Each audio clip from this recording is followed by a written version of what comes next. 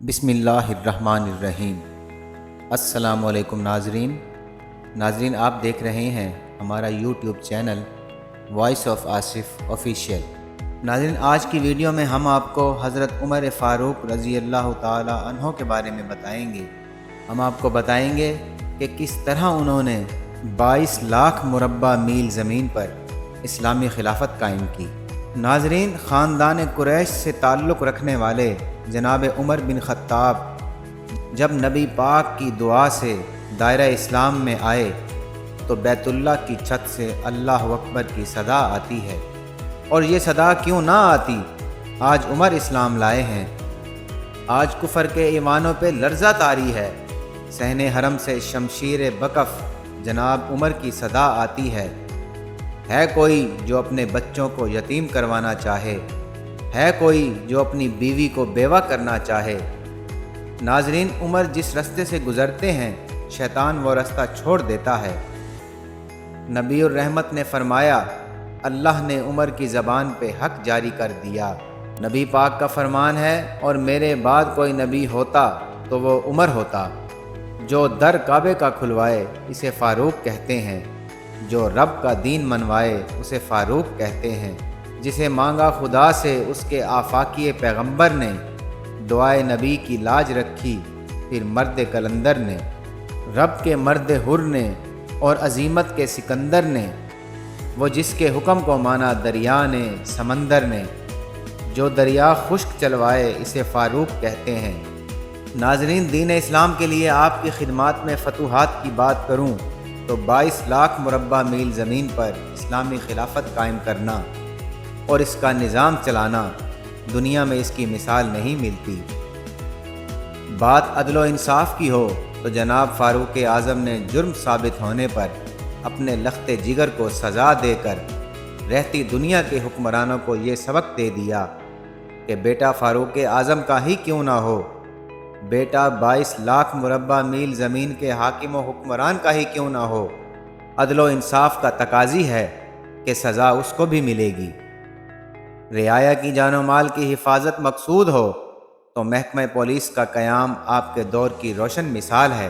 اس سے بڑھ کر دین کی اور کیا خدمت ہو سکتی ہے کہ آپ کے دور میں 3600 علاقوں پر پرچم اسلام لہرایا، 900 جامع مساجد اور 4000 عام مسجدیں، کیسر و کسرا کے ایوانوں کو زیر و زبر کرنے والے فاتحہ بیت اللہ و بیت المقدس جناب عمر کے دور میں عدالت کے ایسے بے مثال فیصلے چشم و فلک نے دیکھے جن کا چرچا 400 پھیل گیا، اور آج کے جدید دور میں بھی ناروے، سویڈن، ڈنمارک اور فرانس جیسے ممالک جناب عمر کے قوانین کو اپنی حکومتوں میں اپنے لوگوں کی فلاح و بہبود کے لیے نافذ کیے بیٹھے ہیں۔ ناظرین وہ عظیم الشان صحابی رسول جن کی رائے میں قرآن کریم کی کئی آیات اتریں، لِیَظْہِرَهُ عَلَى الدِّینِ، الف لام میم، غالبۃ الروم جیسی بے شمار پیش گوئیاں جناب عمر کے دور میں پوری ہوئیں۔ ناظرین بیت المال، محکمہ آب پاشی، محکمہ پولیس، محکمہ ڈاک، چنگیوں کا نظام، جا بجا فوجی دفاتر اور فوجی چھاونیوں کا نظام، غریب اور نادارہ لوگوں کے لیے عشر، زکوٰۃ و صدقہ و خیرات کا ایسا نظام قائم کر دیا کہ لوگ اپنے ہاتھوں میں صدقے کی رقم لے کر پھرتے لیکن کوئی صدقہ لینے والا نظر نہ آتا۔ عاجزی اور انکساری کا یہ عالم ہے کہ کپڑوں پہ پیوند لگے ہیں، راتوں کو اٹھ اٹھ کر بھیس بدل کر لوگوں کی خبر گیری کرتے ہیں۔ ناظرین خلیفہ وقت کا 22 لاکھ مربع میل زمین کے حاکم اور حکمران کا راتوں کو اٹھ کر بھیس بدل کر لوگوں کی خبر گیری کرنا، اپنی پشت پر لوگوں کے لیے غلہ لے کر جانا مجھے یہ بات کہنے پہ مجبور کرتا ہے کہ محمد کے صحابی کا وہ شانہ یاد آتا ہے، بدل کر بھیس گلیوں میں وہ جانا یاد آتا ہے۔ نجف اس عہد کی مائیں جب آٹے کو ترستی ہیں، عمر تیری خلافت کا وہ زمانہ یاد آتا ہے۔ ناظرین تاریخ مساوات کی ایسی مثال پیش نہیں کر سکتی کہ خلیفہ وقت مہار تھامے آ رہے ہیں اور غلام سواری پر بیٹھا ہے۔